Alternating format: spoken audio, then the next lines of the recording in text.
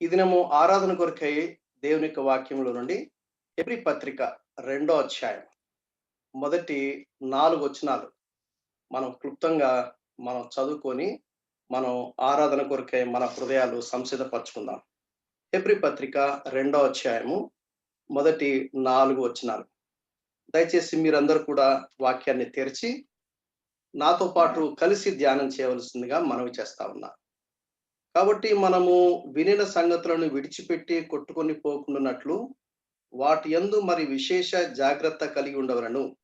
ఎందుకనగా దేవదూతల ద్వారా పలకబడిన వాక్యము స్థిరపరచబడినందున ప్రతి అతిక్రమమును అవిధేయతయు న్యాయపరమైన ప్రతిఫలము పొంది ఉండగా ఇంత గొప్ప రక్షణను మనం నిర్లక్ష్యము చేసిన ఎడల ఏలాగు తప్పించుకుందుము. అట్టి రక్షణ ప్రభు బోధించుట చేత ఆరంభమై దేవుడు తన చిత్తానుసారముగా సూచక క్రియల చేతను మహత్కార్యముల చేతను నానా విధములైన అద్భుతముల చేతను వివిధములైన పరిశుద్ధాత్మ వరములను అనుగ్రహించుట చేతను వారితో కూడా సాక్ష్యమిచ్చుచుండగా వినిన వారి చేత మనకు దృఢపరచబడెను. దేవుడి వాక్యాన్ని మన కొరకే దీవించి ఆశీర్వదించి ఆరాధన కొరకే మన ప్రభు మనల్ని సంసిద్ధపరచును గాక. ఇంగ్లీష్ లో ఎన్కేజీ వర్షన్ కూడా చదువుతాను. కాస్త డివైడ్ చేయడానికి ఇంగ్లీష్ లో చాలా బాగున్నట్టుగా నాకు అనిపించింది. అందుకనే మీ ముందు ఇంగ్లీష్ కూడా మేము పెడతా ఉన్నా. Therefore we must give the more earnest heed to the things we have heard, lest we drift away. For if the word spoken through angels proved steadfast, and every transgression and disobedience received a just reward, how shall we escape if we neglect so great a salvation, which at the first began to be spoken by the Lord, and was confirmed to us by those who heard him, God also bearing witness both with signs and wonders, with various miracles and gifts of the Holy Spirit according to his will. దేవుడి వాక్యాన్ని మన కొరకు దీవించి ఆశీర్వదించి తన కృప చొప్పున మనల్ని దర్శించునుగాక. ఆమేన్, ఆమేన్. ఈ హెబ్రీ పత్రిక బ్యాక్గ్రౌండ్ నాకు అనిపించింది దాదాపు మరలాంటి పరిస్థితి అనిపించింది నాకు. ఇంచుమించు ఎగ్జాక్ట్లీ అలా కాకపోయినా కనుక దాని బ్యాక్గ్రౌండ్ మనం కొంచెం చూడడం చాలా ప్రాముఖ్యమైనది. బహుశా తిమోతి రాసి ఉంటాడు. జనరల్ గా పౌలుకు ఉన్నటువంటి కంటి జబ్బును బట్టి అంటారు. పౌలుకు బహుశా అందుకనే నా చేత్తో నేను రాస్తున్నాను అంటాడు. ఎక్కువ శాతం ఆయన ఏం చేస్తారంటే ఓ తిమోతినో లేకపోతే ఇంకొకరిని ఆయన అసిస్టెంట్ గా తీసుకొని డిక్టేట్ చేస్తా ఉంటే వాళ్ళు రాస్తా ఉంటారు. బహుశా అలా రాసి ఉండొచ్చు. ఇదే హెబ్రీ పత్రిక 13వ అధ్యాయము 22, 23 వచనాలు చూస్తే అక్కడ తిమోతి కనపడతాడు. తిమోతి గురించి కూడా కొన్ని మాటలు ప్రస్తావిస్తాడు. 24వ వచనాన్ని కనుక మనం చూస్తే బహుశా ఇటలీ నుండి ఆయన రాసి ఉండొచ్చేమో. కొంతమంది ఏమంటారంటే లేదు లేదు ఇటలీలో ఉన్న వారి కోసము రోమాలో ఉన్న వారి కోసం రాశారని మరికొంతమంది అంటారు. ఇది తప్పనిసరిగా యెరూషలేములోని దేవాలయము ధ్వంసం కాక మునుపు రాయబడినట్టుగా పరిస్థితులు. ఎందుకంటే ఇంకా అప్పటికి ఆ లెవిటికల్ ప్రీస్ట్హుడ్ కానివ్వండి, సాక్రిఫైసెస్ కానివ్వండి చాలా క్రమంగా జరుగుతున్నట్టుగా మనకు అర్థమవుతుంది. ఈ బ్యాక్గ్రౌండ్ కనుక మనం చూస్తే వర్షిప్ ఆఫ్ ఏంజల్స్ అనే ఒక సెక్ట్ బయలుదేరారు. అందుకనే యేసు ప్రభువును గురించి మాట్లాడుతూ ఇందులో ఒక భాగంగా he is better than angels అనే ప్రస్తావన మనం చూస్తాం. ఈ హెబ్రీ పత్రికలోని ఆ బ్యాక్గ్రౌండ్ సిచ్యువేషన్ కనుక చూస్తే ఎట్లుంటది అంటే, కొంతమంది సినగోగ్ లో ఎవరు వెళ్తారంటే జ్యూయిష్ అన్నమాట. It's officially recognised religion. కాబట్టి రోమీలు వాళ్ళు ఎట్టి పరిస్థితుల్లో ఈ సినగాగులో గ్యాదర్ అయ్యే వారిని ఎట్టి పరిస్థితుల్లో వారిని హింసించరు, లేక పర్సిక్వేషన్ ఉండదు వాళ్ళకి. కానీ క్రిస్టియన్స్ అంటేనే ప్రాబ్లం అనమాట. ఆ దినాల్లో రోమీలు చాలా చిత్రహింసలు పెట్టేవాళ్ళు. యేసు ప్రభువును ఎవరైతే నమ్ముకున్నారో వాళ్ళకి చాలా హింసలు ఉండేవి. వాళ్ళ ఈ పోలికలు కనుక చూస్తే బహుశా అక్కడ టెంపుల్ వర్షిప్ గురించి, ప్రీస్ట్ గురించి, సాక్రిఫైసెస్ గురించి చాలా వివరాలు మనం చూస్తాం. బహుశా ఇది యాకోబు హతసాక్షి అయిన తర్వాత 12వ అధ్యాయం మొదటి 2 వచనాలు మనం చూస్తాము. యాకోబు తల కొట్టించడం చూస్తాం. బహుశా ఆ తర్వాత జరిగిన సందర్భం బట్టి రాసి ఉండొచ్చు అని చెప్పి బైబిల్ పండితులు చెప్తారు. 10వ అధ్యాయము 32 నుంచి 39 వరకు, 12వ అధ్యాయము మొదటి 13 వచనాలు ధ్యానం చేసినప్పుడు కూడా ఖచ్చితంగా ఈ యూదులు లేక హీబ్రూస్ ఈ యెరూషలేములో ఉన్నవాళ్ళు, యూదయలో ఉన్నవాళ్ళు చాలా శ్రమల గుండా వెళ్తున్నారు గనక, వాళ్ళను ఉద్దేశించి రాసుండొచ్చు అని మనం చెప్పుకోవచ్చు. తర్వాత 3 రకాల గ్రూప్స్ ఉన్నట్టుగా కనపడతారు. ఒక గ్రూప్ ఏమో విశ్వాసులు, ఇంకొక గ్రూప్ ఏమో యేసుక్రీస్తుని గురించినటువంటి ఇంటలెక్చువల్ నాలెడ్జ్. అంటే యేసుక్రీస్తు ఆయన సిలువలో ఏ విధంగా వధించబడ్డాడు అని క్రైస్తవులు చెప్పుకుంటున్నారో, దాని గురించిన వివరణ ఒక నాలెడ్జ్ పరంగా ఎరిగిన ఒక గుంపున్నారు. మరొక గుంపేంటంటే, నిజమే ఏ మెస్సయ్య కోసం మనం కనిపెట్టుకొని చూస్తున్నామో, ఆ మెస్సయ్య వచ్చాడు అని వాళ్ళు ఎరుగుదురు గాని, ఇంకా డెసిషన్ చేయల. అటువంటి 3 రకాల గుంపులు ఈ హెబ్రీ ఈ ఈ రిసిపియెంట్స్ మనం గమనించొచ్చు. ఒకవేళ దీన్ని గనక మనం క్లుప్తంగా హెబ్రీ పత్రికలోని ఈ 13 అధ్యాయాలు గనక మనం గ్రూప్స్ గనక చేయాలి అనుకుంటే, మొదటి అధ్యాయము మొదటి 4 వచనాల్లో యేసుక్రీస్తు ఎవరో కాదు ఆయన దేవుడు అని చెప్తూ, ఆయన he is better than angels అని మొదటి 2 అధ్యాయాలు, he is better than Moses 3, 4 అధ్యాయాలు, he is better than Aaron లేదా he is a better high priest అని 5 నుండి 10 అధ్యాయాల వరకు అక్కడ రాయటం అనేది మనం చూస్తాం. అందులో కూడా new covenant or new testament is better. ఎందుకంటే బెటర్ సాక్రిఫైస్ అర్పించబడింది. ఈ బెటర్ సాక్రిఫైస్ అర్పించబడిన కారణం చేత గిల్ట్ పోయింది. అంటే దేవుని యొక్క శిక్షకు గురి కాకుండా తప్పించబడ్డాము. అలాగే ధర్మశాస్త్రం మన హృదయంలో వ్రాయబడుతుంది. ఎందుకంటే అది నూతన నిబంధనలో ఒక భాగం అన్నమాట. ఆ తర్వాత దేవునితో పర్సనల్ రిలేషన్‌షిప్ ఉంటుంది. అది పాత నిబంధనలో లేదు అని ఈ రచయిత పోల్చినట్టుగా మనం చూస్తాం. 11 అధ్యాయంలో హీరోస్ ఆఫ్ ఫెయిత్ గురించి రాస్తాము. దాన్ని అవుట్‌ఫ్లోనే 12 అధ్యాయంలో చూస్తూ ఇటువంటి ఇంత గొప్ప సాక్షి సమూహం మేఘం వలె ఆవరించి మనల్ని అబ్జర్వ్ చేస్తున్నారు కాబట్టి, వాళ్ళ సమక్షంలో మనం ఏ విధంగా మనము ముందుకు సాగిపోవాలి, మనం ఏ విధంగా ముందుకంటే యేసు వైపు చూచుచు సులువుగా చిక్కులు పెట్టు పాపం నుంచి విడిపించబడి మనకు ముందున్న పందెపు రంగంలో సాగిపోవాలి అన్న దృక్పథంతో ఇక్కడ రాయడం అనేది మనం చూస్తాం. 13th చాప్టర్ ఏమో కంక్లూజన్ కింద మనం చూడొచ్చు. ఇక్కడ ఈ హెబ్రీ ఈ గ్రంథం ఎలా ఉంటుందంటే, ఇట్ ఈస్ లైక్ ఎక్స్‌పోజిషన్ లాగా ఉంటుంది. అంటే పాత నిబంధనలోని ఈ ధర్మశాస్త్రాన్ని కొత్త నిబంధనలో ఎట్లా అర్థం చేసుకోవాలనే ఎక్స్‌పోజిషన్ మనం చూస్తాము. ఈ ఎక్స్‌పోజిషన్‌లో కూడా ఆర్గ్యుమెంటేషన్ అనేది మనం చూస్తాం. ఆర్గ్యుమెంట్ చేస్తాడు. బాగా పోలుస్తాడు. ఆ తర్వాత వార్నింగ్ ఇస్తాడు. ఇందులో చాలా ప్రాముఖ్యమైనటువంటి సందర్భం. ఇంకొక మాటలో చెప్పాలంటే, సంఘము చాలా శ్రమల గుండా వెళ్తున్నప్పుడు, ఆ శ్రమలకు తట్టుకోలేక కొంతమంది వెనక్కిపోయే పరిస్థితి. అదే 6వ అధ్యాయం గాని, 10వ అధ్యాయం గాని అక్కడ రాయబడిన సందర్భాలు చాలా సార్లు అడుగుతా ఉంటారు. ఇది ఎట్లా అర్థం చేసుకోవాలి? రక్షణ పోతుందా? లేక వాళ్ళు నిజంగా రక్షణ పొందిన వాళ్ళా? ఏంటి అని చెప్పేసి సర్వసాధారణంగా అడుగుతా ఉంటారు. కాబట్టి ఈ శ్రమలను తట్టుకోవాలి. ఒక మాటలో చెప్పాలంటే రచయిత ఏం చేస్తారంటే ఎంకరేజ్ చేస్తున్నాడు. You please press forward. ముందుకు వెళ్ళిపోండి, ముందుకు వెళ్ళండి. వెనక్కి తిరిగి చూడకండి, వెనక్కి వెళ్ళకండి అనే వార్నింగ్ అనేది మాటి మాటికి మనం చూస్తాం. అందులో ఒక వార్నింగ్ మాత్రము మనం చూడడానికి ప్రయత్నం చేద్దాం. మొదటి 2 వచనాలు. Therefore we must give the more earnest heed to the things we have heard lest we drift away. Therefore అన్నప్పుడు మనం ఏమనాలంటే వేర్‌ఫోర్ అనాలి. దేర్‌ఫోర్ అనే పదం అనేది లింక్ వర్డ్ అది. ఈ లింక్ వర్డ్ ఏం చేస్తుందంటే అంతకుముందు భాగాన్ని, ఈ భాగాన్ని జత చేస్తుంది. ఈ దేర్‌ఫోర్ అనే పదం వచ్చింది కాబట్టి మనం ఏం చేయాలంటే, ఇంతకుముందు రాయబడిన అధ్యాయంలోని సారాంశాన్ని అట్‌లీస్ట్ ఒక జిస్ట్ అన్న మనం చూడాలి. లేకపోతే మనం దాని మీనింగ్ మనం పట్టుకోలేం. మనం మొదటి అధ్యాయంలోని మొదటి 3 వచనాలు గనక జాగ్రత్తగా చూస్తే మనకేమర్థమవుతుందంటే, యేసుక్రీస్తు దేవుడు. ఆయన సృష్టికర్త, సృష్టిని నిర్వహించేవాడు అనే విషయము మనకి అర్థమవుతుంది. పూర్వకాలమందు నానా సమయములలోను, నానా విధములుగాను ప్రవక్తల ద్వారా మన పితరులతో మాట్లాడిన దేవుడు,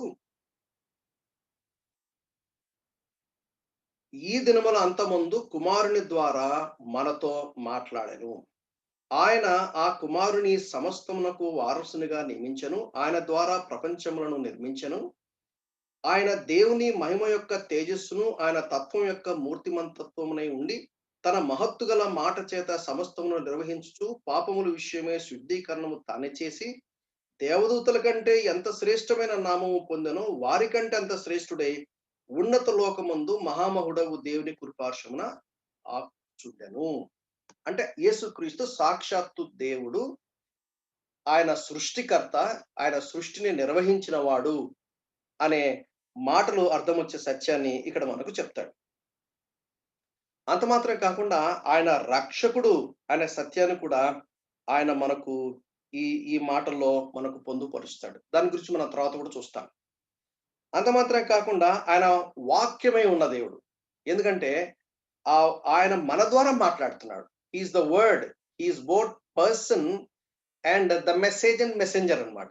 ఈజ్ ద వర్డ్ అనే మాట మాట్లాడుతున్నాడు. అంత మాత్రం కాకుండా ఆయన దేవతల కంటే శ్రేష్టమైన వాడు అనే విషయాన్ని మనం చూస్తాం. ఎందుకంటే దేవదూతల ద్వారా ఇవ్వబడిన వాక్యం అని అక్కడ ఏంటంటే కొంచెం సూపర్ న్యాచురల్ డీవియేషన్ వాళ్ళకు వచ్చింది. యేసుక్రీస్తు ఒక సామాన్యమైన మానవుడిగా వాళ్ళు చూశారే కానీ ఆయన్ని వాగ్దానం ఇవ్వడనే మెస్సయ్య యొక్క నెరవేర్పుగా వాళ్ళు చూడలేకపోయారు. If the word spoken through angels proved steadfast, అంటే ఏంజిల్ అనే పదానికి మెసెంజర్ అయినా చెప్పొచ్చు, లేక క్రిస్టోఫానీగా కూడా మనం చూస్తాం. మనం థియాలజీ ప్రాపర్ లో దీని గురించిన వివరణ మనం ఎక్కువగా మనం చూస్తాం. యేసుక్రీస్తు కూడా ఒక దేవదూత లాగా కనపడ్డాడు. ఆయన దేవుని దేవదూతలాగా కూడా కనపడ్డాడు. కాబట్టి ఇక్కడ దేవదూతలాగా ఇవ్వబడిందంటే బహుశా యేసుక్రీస్తు వారే ఇవ్వబడి ద్వారా మనకు వచ్చిందని చెప్పొచ్చు, లేదా దేవుని దూత. ఎందుకంటే డిట్రానమీ చాప్టర్ 33లో 2వ వచనంలో ఆ మాట మనం చూస్తాం. వీళ్ళు పట్టుకొని వాళ్ళు దేవదూతల మీద కాన్సన్ట్రేషన్ పెట్టారు కానీ దేవదూతల కంటే శ్రేష్టమైన యేసుక్రీస్తు వారి వైపు వాళ్ళు చూడలేకపోయారు వాళ్ళు. And every transgression and disobedience received a right reward. అంటే ప్రతి అతిక్రమము, ప్రతి అవిధేయతకు సరి అయినటువంటి ప్రతిఫలము ఇక్కడ మనం చూస్తాం కదా. ప్రతి అతిక్రమమును అవిధేయతకు న్యాయమైన ప్రతిఫలం పొంది ఉండగా ఎక్కడ జరిగింది దానికి న్యాయము? యేసుక్రీస్తు వారి విషయంలో జరిగింది. మనం దేవుని ఆరాధించడానికి ఇంత గొప్ప రక్షణ అని అన్నాడు. ఎందుకు ఇంత గొప్ప రక్షణ అన్నాడు అంటే ఆ రక్షణ కొరకైన విమోచన కార్యం నెరవేర్చడానికే దేవుడే, సృష్టికర్త అయిన ఆత్మస్వరూపిన దేవుడే మానవ అవతారంలో రావడం జరిగిందన్నమాట. అందుకనే మన ప్రభును మనం ఆరాధన చేస్తాం. ఇంత గొప్ప రక్షణ, సో గ్రేట్ ఏ సాల్వేషన్. ఎందుకని it is a so great salvation? 3 కారణాలు. ఒకటి ఏంటంటే ఇన్కార్నేషన్ అంటే అర్థం ఏంటి? ఆత్మస్వరూపైన దేవుడు, ఆకారము లేని దేవుడు మానవుడుగా ఈ భూమి మీదకి వచ్చాడు. అందుకని because it is God who made this possible. ఎందుకంటే మన పాపమును బట్టి, మనకున్నటువంటి దౌర్భాగ్యమైన పరిస్థితిని బట్టి, పాపమును బట్టి, మన చెడిపోయిన స్థితిని బట్టి, పాపమును బట్టి ఆధ్యాత్మికంగా చచ్చిపోయిన స్థితిని బట్టి, పాపమును బట్టి దేవుని యొక్క ఉగ్రత, దేవుని యొక్క ప్రచండమైనటువంటి తీర్పులు మన మీద పడాలి. అయితే అది తప్పించడానికి మనకు ఎటువంటి మార్గం లేదు. మనకు సహాయం చేసేవాడు ఎవడు లేడు. మనం దిక్కులేని స్థితిలో ఉన్నాము. ఇటువంటి స్థితి నుంచి మనల్ని విడిపించడానికి దేవుడే మానవుడిగా వచ్చాడు కనుక ఈ సాల్వేషన్ మామూలు సాల్వేషన్ కాదు. It is a great salvation, so great a salvation. ఎందుకంటే ఆ దేవుడే మన కొరకు అటోన్మెంట్ చేశాడు. ఆ దేవుడే మన కొరకు ప్రాయశ్చిత్తమై ఉన్నాడు. ఆ దేవుడే దేవుని యొక్క కోపమును చల్లార్చాడు. దీని గురించి మనం డాక్టర్ అండ్ సాల్వేషన్ లో మనం ఇంకా ఎక్కువగా మనం చూస్తాం. అలాగే దేవుని యొక్క పర్పసెస్ చాలా గంభీరమైనవి. ఈ 3 విషయాలను బట్టి this salvation is so great A salvation అని చెప్పాలి. ఎందుకంటే ఈ సాల్వేషన్ గురించి మాట్లాడినప్పుడు ఇట్ ఈస్ ఇటర్నల్ సాల్వేషన్ అంటాడు. ఇదే హెబ్రీ పత్రిక మనం కనుక చూసినట్లయితే 5వ అధ్యాయము 9-10 వచనాల్లో చివరిలో రాయబడింది చూడండి. తనకు విధేయులైన వారందరికీ నిత్య రక్షణకు కారకుడయ్యను. The salvation is not only great salvation, it is eternal salvation. ఎందుకంటే రక్షణ పొందిన తర్వాత ఎందుకని దేవుడు నాకు ఈ తలంపు మనసులో పెట్టాడంటే, ఈ 2021లో భవిష్యత్తులో ఏమన్నా రానివ్వండి, what ever may come. Hebrew పత్రిక రాస్తున్నప్పుడు ఈ హెబ్రీలు ఎటువంటి సందర్భం గుండా వెళ్తున్నారు? వాళ్ళు చాలా హింసలు గుండా వెళ్తున్నారు, చాలా శ్రమలు గుండా వెళ్తున్నారు. ఆ శ్రమలు గుండా వెళ్తున్నప్పుడు కొంతమంది ఇది తట్టుకోలేక వెనక్కి వెళ్ళిపోయి నేను మళ్ళా సినగోగులోకి వెళ్తున్నానంటేనేమో వాళ్ళకి శ్రమలు రావు. ఎందుకంటే రోమన్ గవర్నమెంట్ ఈ సినగోగ్ ని రికగ్నైజ్ చేసింది. ఈ సినగోగులో వాళ్ళు ఏం చేయాలంటే పబ్లిక్ గా అవుట్ రైట్ గా యేసుక్రీస్తును తృణీకరించాలి. యేసుక్రీస్తును తృణీకరించిన వారికి వాళ్ళు సేఫ్ గా ఉంటారు, హ్యాపీగా ఉంటారు. అయితే they will pay for all the consequences of sin eternally. కానీ యేసు ప్రభువునందు విశ్వాసం ఉంచిన వాళ్ళకి ఈ భూమి మీద రకరకాల శ్రమలు వస్తాయి, రకరకాల ఎదిరింపులు వస్తాయి. అందుకనే పౌలు అంటాడు, మంచి పోరాటం పోరాడుతుని అంటాడు. ఎందుకు మంచి పోరాటం పోరాడుతుని అన్నాడు? ఈ లైఫ్ అనేది పోరాటంతో కూడిన జీవితం. ప్రియమైన సహోదరి సహోదరులారా, మన గడిచిన కాలం అంతా గడిచిపోయింది. దేవుడు తన మహాకృప చేత గొప్ప రక్షణను మనకు ఉచితంగా ఇచ్చాడు. అయితే ఈ సంవత్సరం అంతా కూడా మనకు ఒక ఒక గంభీరమైన నిరీక్షణ మనకుంది. ఎటువంటి నిరీక్షణ అంటే, నా జీవితంలో ఎటువంటి పరిస్థితులు ఎదుర్కొన్నా గానీ, నా దేవుడు నన్ను రక్షించ సమర్థుడు. కాబట్టి he is worthy of all worship. He is worthy of all worship. ఈ యొక్క రచయిత ఏమంటాడంటే, why do you worship angels? Jesus is better than angels. ఎందుకంటే ఆయన సాక్షాత్తు దేవుడే, ఆయన సృష్టికర్త అనే, ఆయన సృష్టిని తన మహత్తు గల మాటల చేత నిర్వహించేవాడు. ఆయన మనతో మాట్లాడుతున్నాడు. మన పితరులు ఒకప్పుడు ఆయన ప్రవక్తలతో మాట్లాడినాడు, ఆయా విధాలుగా మాట్లాడినాడు. ఇప్పుడు ఆయన తన కుమారుడైన యేసుక్రీస్తుతో మాట్లాడుతున్నాడు. కారణం ఏంటంటే ఆయన మన కొరకు సిలువలో బలి అయిపోయాడు. ఆ విషయాన్ని మనకు జ్ఞాపకం చేస్తా ఉన్నాడు. ఈ సాల్వేషన్ అనే పదం గురించి మనం ఆలోచించినప్పుడు 3 విధాలుగా మనం ఆలోచించాలి. ఎందుకంటే it is a past tense, నేను రక్షించబడ్డాను. రెండవది ప్రెజెంట్ కంటిన్యూస్ టెన్స్, నేను రక్షించబడుతూ ఉన్నాను. మూడవది రక్షించబడతాను, I shall be saved or I will be saved. I am saved. రెండవది ఐ యామ్ బీయింగ్ సేవ్డ్. మూడవది I shall be saved. This is so great salvation. ఎందుకంటే ఇది విశ్వాసం ద్వారా, యేసుక్రీస్తు వారు సెలవులో చేసినటువంటి గొప్ప విమోచన కార్యాన్ని మనం విశ్వాసం ఉంచడం ద్వారా కలిగినటువంటి ఈ గొప్ప రక్షణ. I am saved from what? From the penalty of sin, from the judgement of sin, from the terrible wrath of God. దేవుని యొక్క గొప్ప ఉగ్రత నుంచి నేను రక్షించబడ్డాను. గొప్ప రక్షణ ఉచితంగా నాకు దొరికింది, కానీ దాని విలువ అమూల్యము అనే విషయాన్ని కనుక మనం గుర్తుపెట్టుకుంటే మనం ఆరాధన చేయకుండా ఉండలేము. రెండవది ఐఎమ్ బీయింగ్ సేవ్డ్. ఎలాగా? From the power of sin. రక్షించబడిన నేను మళ్ళా పాపం చేసే అవకాశం ఉంది. అయితే నేను మరలా పాపంలో పడకుండా శోధన నుంచి నన్ను తప్పించగలడు. అందుకే మనం ప్రభువును ఆరాధన చేయాలి. నాకు చాలిన వాడు నన్ను from the power of sin అంటే పాపము నన్ను శోధిస్తుంది, పాపం నన్ను ఆకర్షిస్తుంది. అయితే నేను దేవుణ్ణి ప్రేమించిన కారణం చేత, పునరుద్ధాన శక్తి నాలో పనిచేసిన కారణం చేత ఈ పాపమునకు మరలా నేను బానిసను కాకుండా ఈ పాపము నుండి విజయవంతమైన జీవితం జీవిస్తాను అనే విశ్వాసంతో మన ప్రభువును ఆరాధన చేస్తాను. మూడోది I shall be saved from what? From the very presence of sin. అది ఎప్పుడు జరుగుతుంది? నేను ఈ లోకాన్ని విడిచిపెట్టినప్పుడు, లేక నా ప్రభువు తిరిగి రెండోసారి వచ్చినప్పుడు. కాబట్టి this is a great salvation. ఎందుకు ప్రభువును ఆరాధన చేయాలంటే this is so great as salvation. ఇంత గొప్ప రక్షణ, ఇంత గొప్ప రక్షణ. తీతుకు 2:12 శుభప్రదమైన నిరీక్షణ అంటాడు. జీవంతో కూడిన నిరీక్షణ. 1 పేతురు 1:4. ఇంగ్లీష్ లో అయితే ఇంకా చాలా చాలా ఉన్నాయి, చాలా చాలా ఉన్నాయి. గుడ్ హోప్ అంటాడు, బ్లెస్సెడ్ హోప్ అంటాడు, ఎ లివింగ్ హోప్ అంటాడు, ఎ గ్లోరియస్ హోప్ అంటాడు. ఇది ఒక విశ్వాసకు ఉన్నటువంటి గొప్ప నిరీక్షణ. నిరీక్షణ అనేది భవిష్యత్తు గురించి మాట్లాడుతుంది. విశ్వాసం అనేది ప్రజెంట్ గురించి మాట్లాడుతుంది. ఈ విశ్వాసం అనేది ఈ ఫ్యూచర్ కి ఎక్స్టెండ్ అవుతుంది. అదే నిరీక్షణ. యాక్చువల్ గా విశ్వాసానికి నిరీక్షణకు లింక్ ఉంది. ఎందుకంటే విశ్వాసం లేకపోతే నిరీక్షణ రాదు. ఈ విశ్వాసం అనేది గిఫ్ట్. అది అందుకే మనం ప్రభువును ఆరాధన చేయాలి. క్రీస్తుని గురించి విన్నప్పుడు, క్రీస్తుని గురించినటువంటి మాటల ద్వారా పరిశుద్ధాత్మ దేవుడు నాలో కలిగించే కన్విక్షన్స్ బట్టి ఈ విశ్వాసం అనేది దేవుడు నాకు ఉచితంగా అనుగ్రహించాడు. కాబట్టి మనం ఏం చేస్తామంటే మన ప్రభువును ఆరాధించుకున్నా ఉండలేము. ఎందుకంటే మనం తర్వాత అంటాడు విచ్ ఏంటి? So great a salvation which at the first began to be spoken by the lord. ప్రభుతో ఆయన చెప్పడంతో ఆరంభమైంది. ఆయన సువార్తను ఎలా ఆరంభించాడు? మార్కు సువార్త 1:15 మనం చూస్తాం. కాలము సంపూర్ణమై ఉన్నది, దేవుని రాజ్యము సమీపించినది, కనుక మారు మనసు పొంది సువార్తను నమ్మన్నాడు.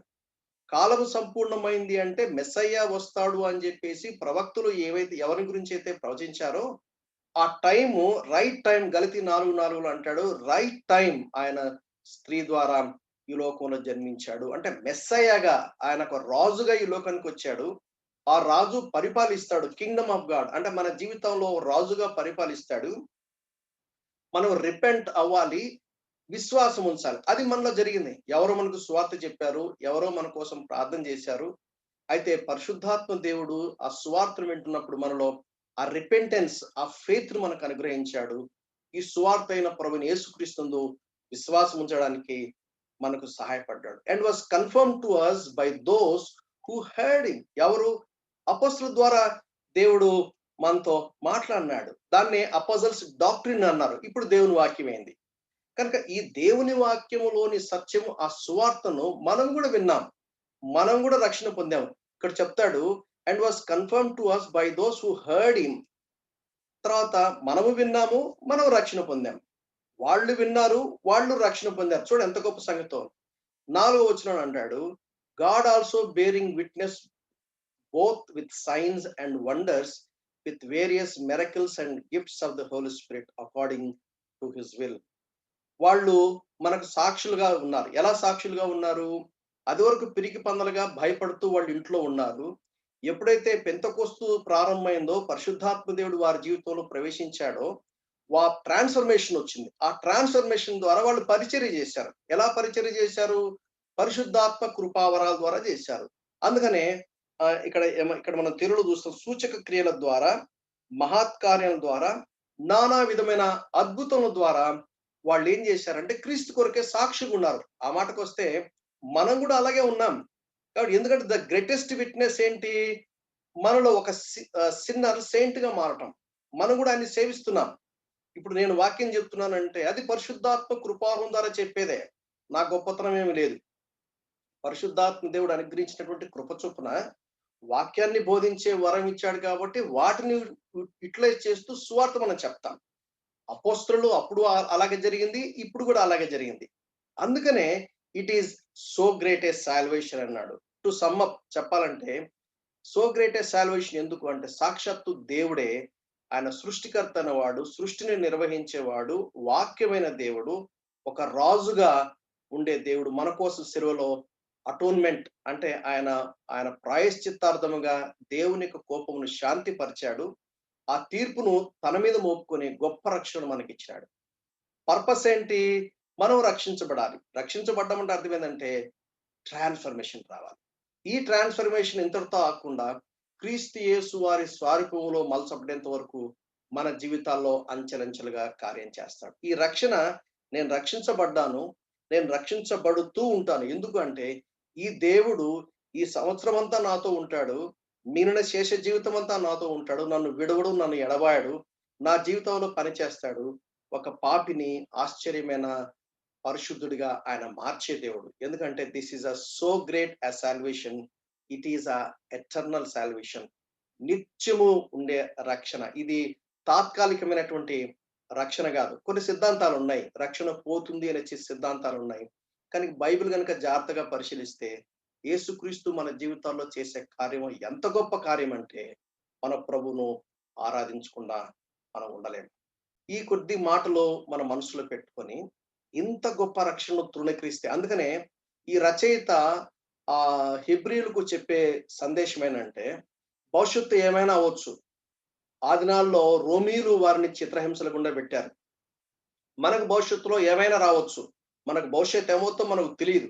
అయితే ఈ భవిష్యత్తును ఆధీనంలో ఉంచుకోగలిగిన దేవుడు మనతో ఉన్నాడు గనక, ఈ దేవుడు మన రక్షణకు కారకుడు. అందుకనే రక్షణకర్త అని తెలుగులో చాలా మంచి పదం రాయబడింది. ఆయన రక్షణకర్త, ఆయన విశ్వాసమునకు కర్త, ఆయన నిరీక్షణకు కర్త, ఆయన ఆదరణకు కర్త. ఈ గొప్ప దేవుడు మనతో ఉన్నప్పుడు ఈ దేవుని మనం ఆరాధించుకుంటే ఎట్లా ఉంటాం? గడిచిన కాలంలో కాపాడాడు. ఖచ్చితంగా భవిష్యత్తులో కూడా కాపాడతాడు.